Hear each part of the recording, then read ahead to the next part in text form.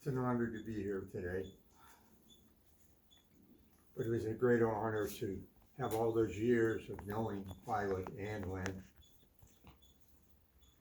The sounds of their duets will always be in my mind. You know, it's rare that we come to a national cemetery and mostly we honor the veterans. And somehow the other part of the veterans gets on the wayside. So for every veteran, there's a husband and wife holding on the home front. And with Violet, it was important for Len to keep his mind focused on his combat and not worry about what was happening at home. And the bigger thing is, she was a symbol in his mind and heart that gave him the will to come home. So we honor her today. So I got thinking about Violet's life and everything I know about her, and I'm not going to say all those secrets. Yeah. She was, when you look up She will laugh perfect at my wife, dumb she's jokes yeah. all the time. Yeah. So I got thinking about what do I share with you that epitomizes Violet's life, and I could think of nothing fitting than King Lemuel's tribute to his mother, and it's in Proverbs, the last Proverb, number 31. Let me read it for you. An excellent wife who could find, for her worth is far above jewels. And the heart of her husband trusts in her. He will have no lack of gain. She does him good and not evil all the days of her life. She looks for wool and flax and works with her hands in daylight. She's like the merchant ships. She brings her food from afar. She rises also while it is still night and gives food to her household and portions to her maidens. She considers a field and buys it.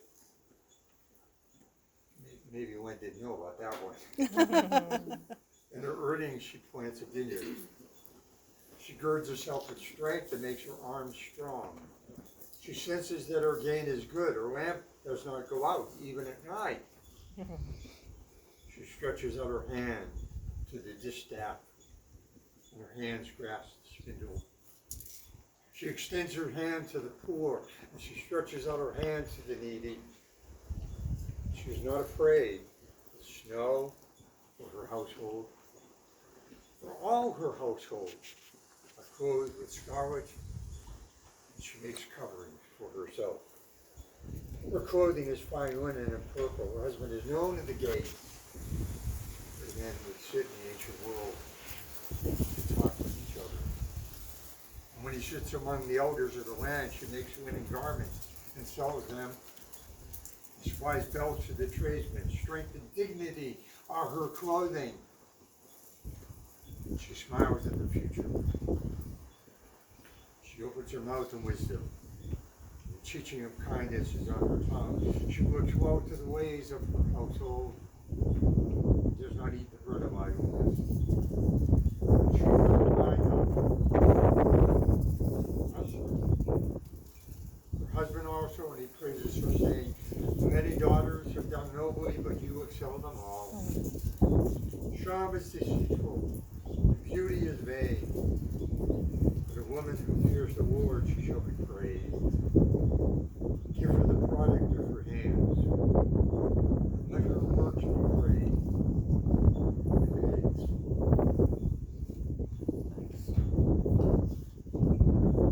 If we were to share today all of the beautiful songs that Violet loved, and I have some of my favorites.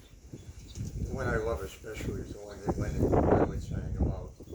Looking at the man who went down the drive. There was company in the streets. Yep. And how they Man on the looked street. beyond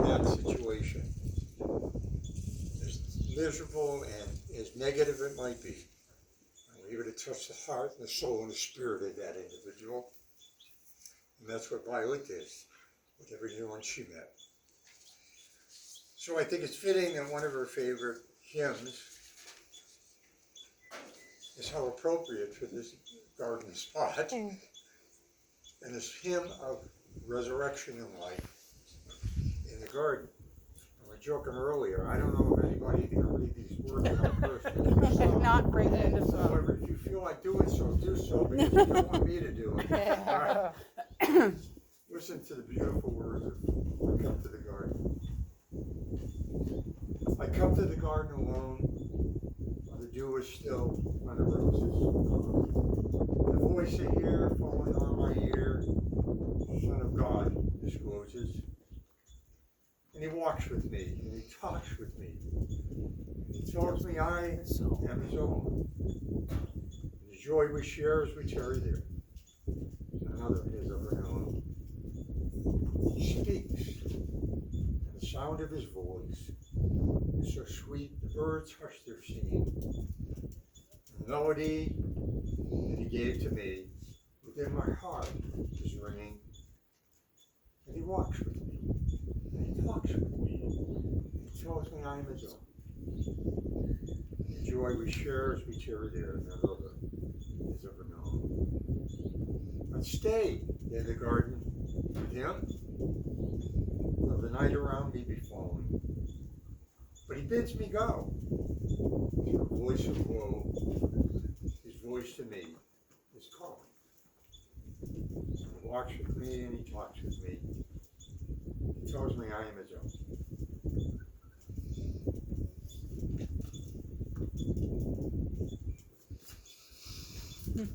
The joy we share as we tarry there. No one will ever know. There's one thing Mom always said, never talk about her gone. Because she isn't. She's right there. Yeah. Just talk about her, the happy times, the good times. Remember those. Yeah. Not the sadness that you felt when she died. Well, and the joy of Great pastoring. hugs that she offered. Oh gosh, yeah. And the joy of pastoring. Whoever thought I'd wind up in the desert other than with Sinai or the Negev. Right? But the From joy Boston. of pastoring this church for 27 years is that it immediately became not a congregation, it became a family of friends. And that's why I stayed. It's like, that in your lap, my joke. Yeah. Someone had to. Goodbye. Tawny heard them all. I pray that the Lord will bless you and keep you still, to make his countenance to still shine upon you, be gracious to you, and continue to grant you peace, and the added joy of being united with one again. And now as we go our separate ways, the mitzvah benediction, my prayer is the Lord will watch between us in the silence and in the separation, and guide and love us until each of us, in one way or the other, will meet again.